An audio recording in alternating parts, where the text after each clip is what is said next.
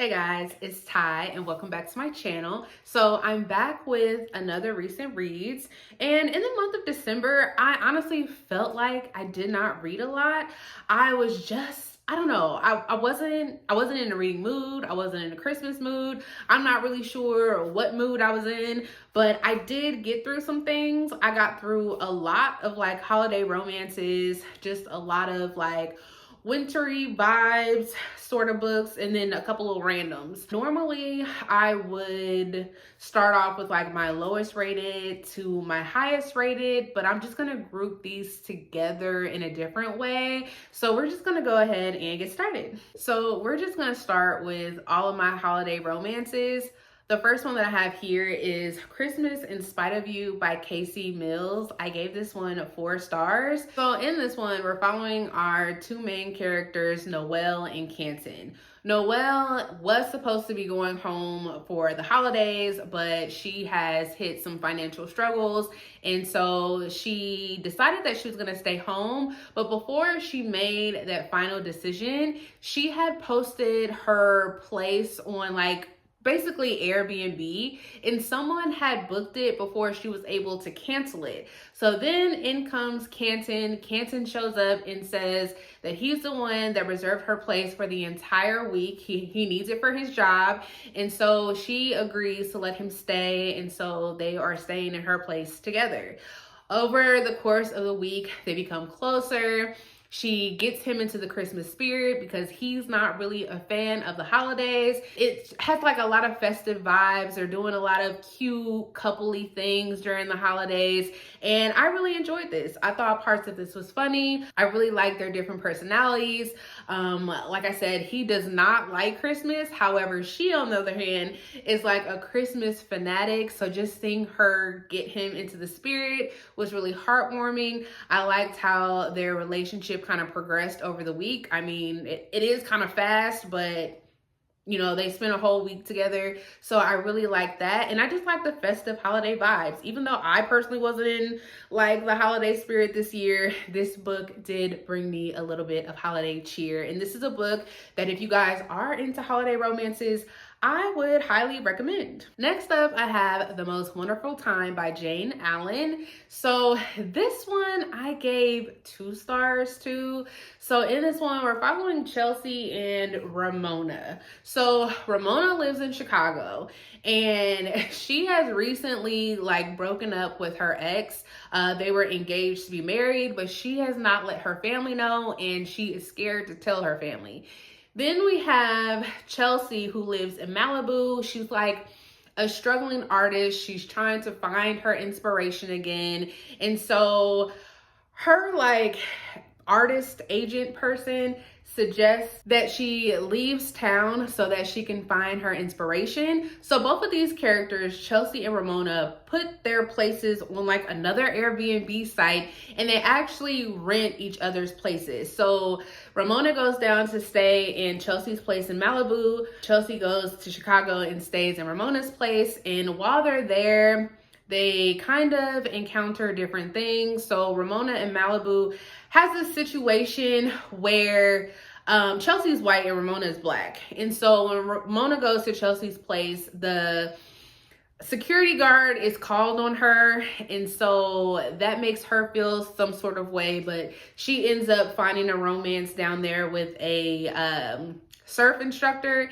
And then Chelsea actually starts to find like her inspiration in Chicago, and she starts to kind of form a relationship with Ramona's brother. So like I said, I gave this one 2 stars. It did not really give me like the holiday festive vibes that I was looking for. This was just like one of those stories that just happened to take place during the week of Christmas. And then that whole situation with like Ramona and the security guard, I feel like it was dragged out way longer than it needed to be. Like this included, you know, topics of like racial tensions, which I just did not want that in my holiday story. I can understand it's something that happens to people, but it's just not something that I am looking for when I'm just trying to read about somebody's romance. And that took a lot away from me. Also, this just isn't a very memorable story for me, so I did not enjoy this as much as I was hoping to. Then a book that I recently completed, this is The Most Wonderful Crime of the Year by Ali Carter.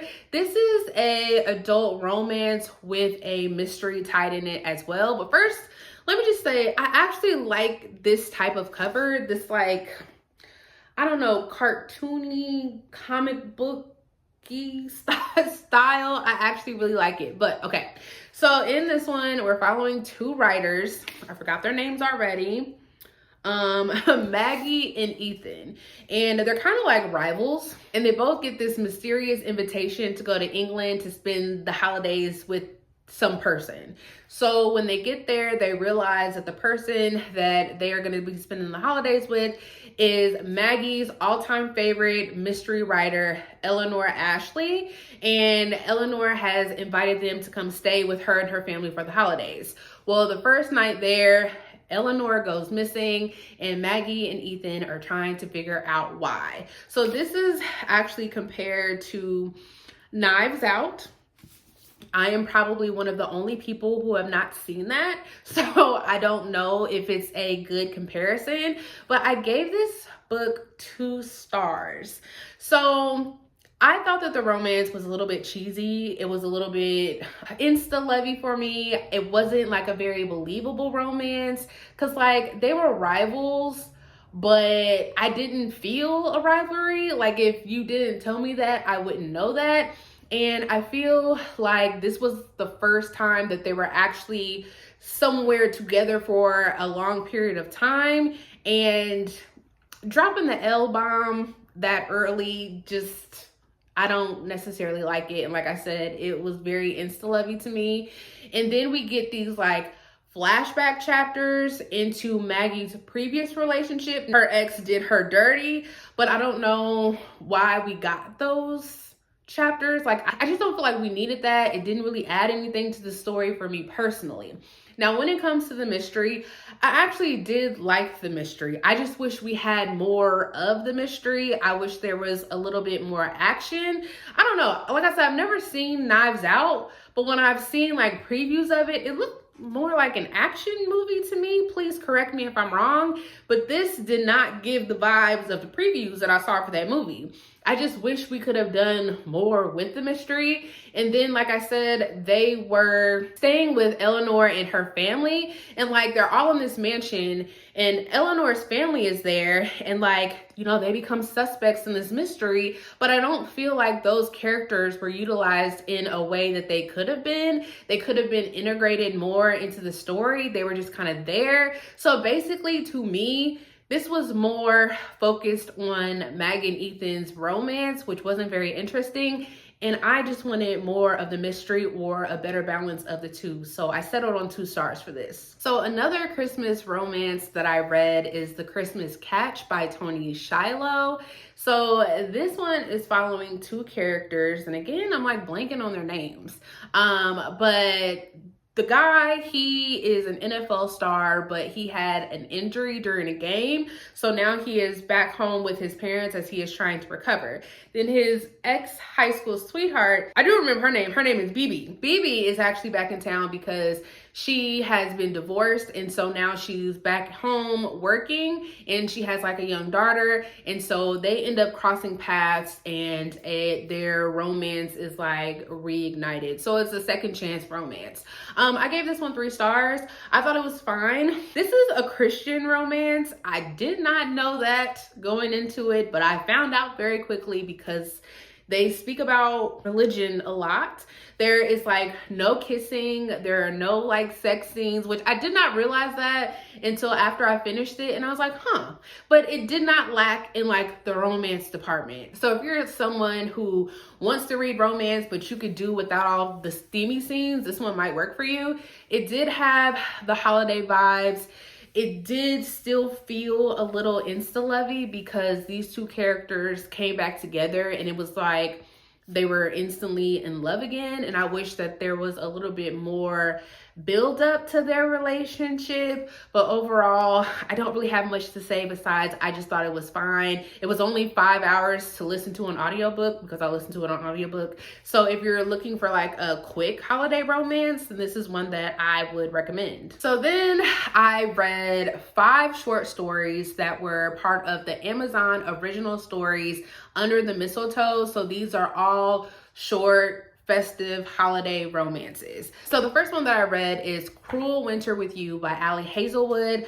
Out of the 5, this is the only one that I gave 4 stars to. So this one follows these 2 characters, this guy and this girl, and they end up getting stuck in his house because she came to his house to ask for a pan, and they ended up getting stuck because of a blizzard. But turns out they have known each other for forever. He is her best friend's brother. And so throughout the story, we're getting this flashback scenes of how they were when they were growing up and what caused them to drift apart and how they are getting back together. So again, I gave that one 4 stars. This was the first thing that I've ever read by Ali Hazelwood, and I'm intrigued. I literally ate this story up. I read it in one sitting. All these stories you can read in one sitting, but some of them it took me a couple. So I really enjoyed this, and so now I'm actually curious to pick up something else from her. The next one I read was Merry Ever After by Tessa Bailey.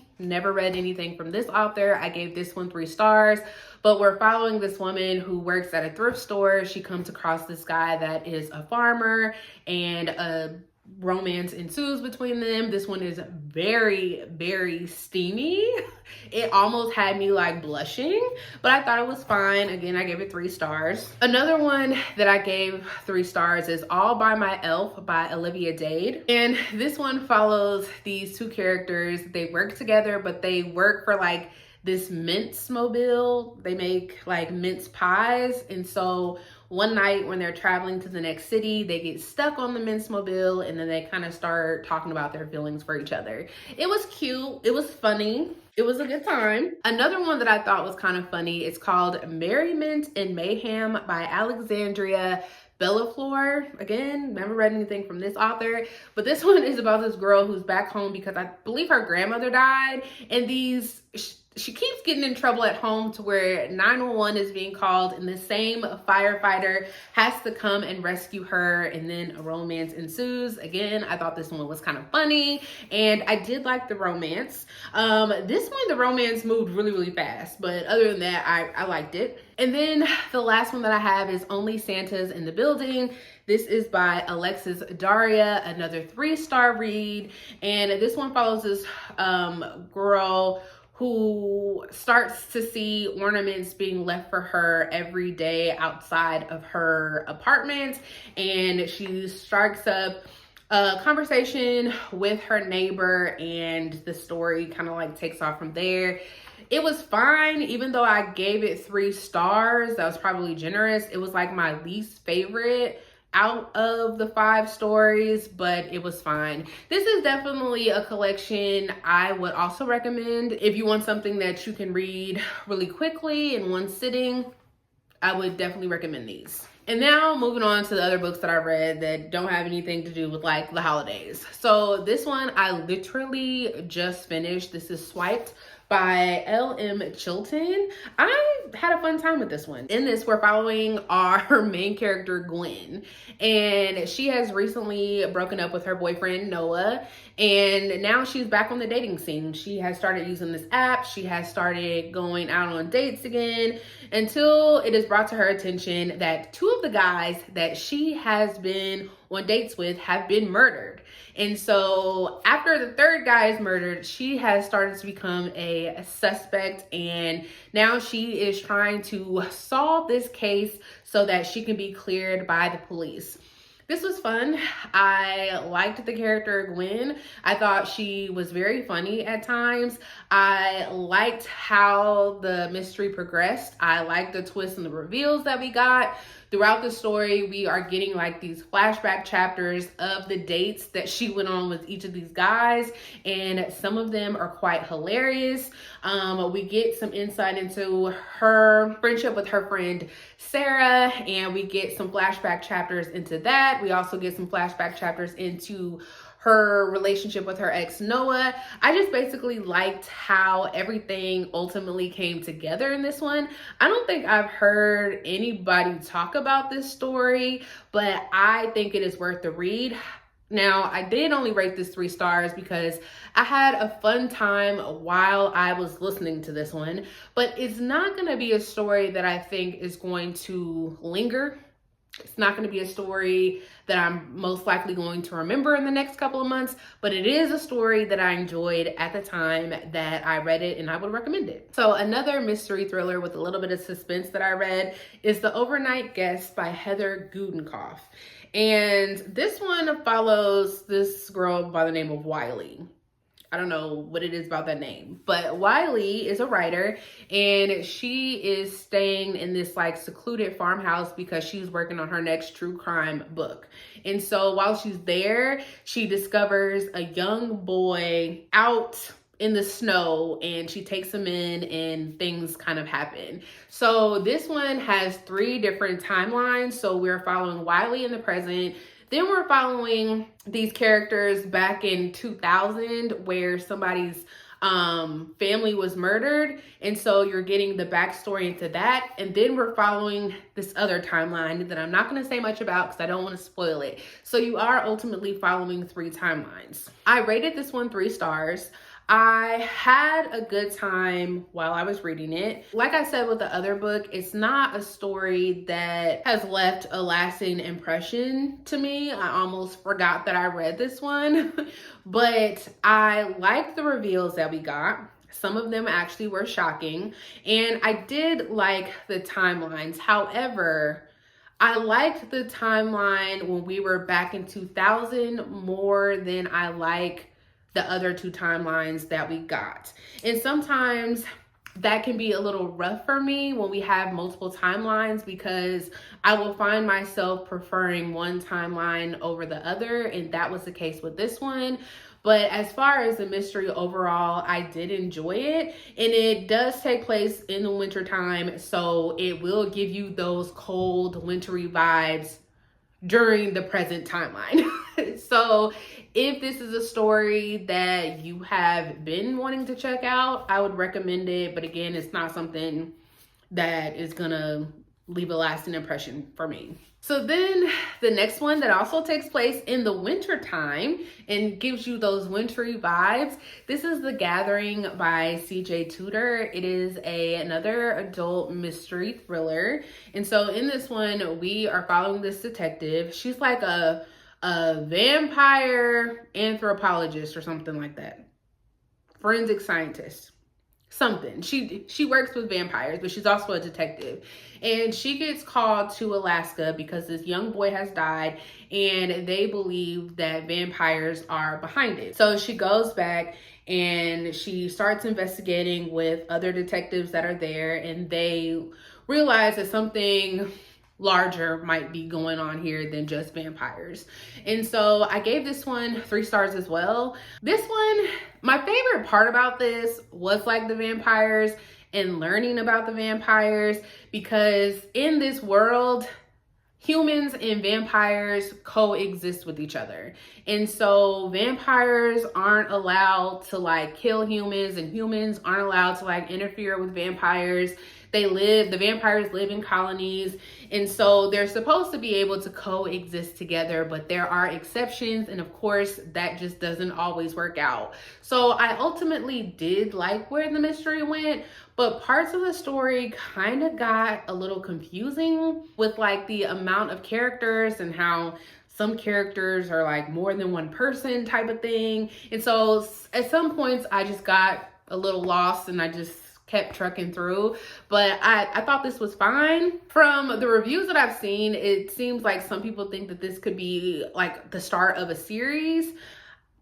I could see that too, but I'm not sure if there was another book that I would continue. So another mystery thriller that I have is The Good Bride by Jen Marie Wiggins. This was a book that I unfortunately DNF'd. I got a advanced listener copy from Libro FM, and I actually DNF'd this 75% of the way in. So I tried really hard to push through, but I just could not make myself finish that last 25% because I was so extremely bored.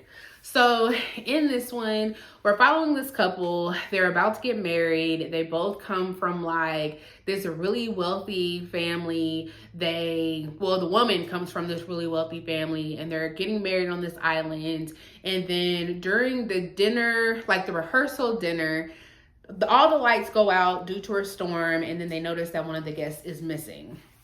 It took about 40% of the way for somebody to go missing. So during that 40%, you're just getting like some background into the family. You're seeing like their dynamics. You're learning about like the drama, which is something that I should be interested in, but I was extremely bored. Like I didn't care about any of the characters.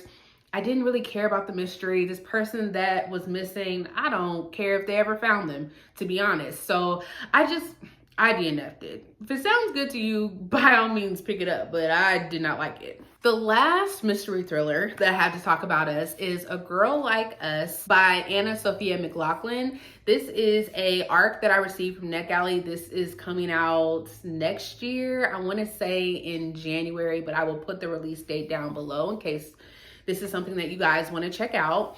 But in this one, we are following Maya. Maya is like an ex-popular reality TV star, and her fame is slowly dwindling down, but she marries into this really, really wealthy, prominent family, and they have not really accepted her. So while her and her fiance are in the middle, they're at the end of their honeymoon, they find out that his cousin, Ariana, has been found dead, possibly murdered. So now the whole family is rushed to their big mansion, and they have to stay there until they can figure out what is going on. During all the chaos and the commotion, they realize that Ariana, she was actually the heir of the estate, and she has left everything to Maya. And now everybody is wondering why and how. So a lot happened in this story. We get a lot of background into this family and the family dynamics. We learn a lot about Maya and her past, and we also learn a lot about Ariana. We get some flashbacks of Ariana and how she and Maya are possibly tied together. I gave this 3 stars. I liked all the family drama. There was a lot. I liked the secrets that we learned about Maya as well as Ariana, and I liked how the story ultimately came together with like the twists and the reveals, because I did not see some of this coming. The reason why I gave this 3 stars and I wasn't able to rate it higher is because it just felt really slow. It took me a long time to get through it. I think we got a lot of background that maybe we didn't necessarily need for the story, and we were getting a lot of Maya's thoughts that I did not want or care about. So it just felt like the pacing was extremely slow in the story. Other than that, I actually enjoyed it. Like I said, I enjoyed all the drama. So if this sounds good to you, I would suggest picking this up. So those are all the books that I have recently read. If you have read any of these, please let me know your thoughts below. But I will see you guys next time. Bye.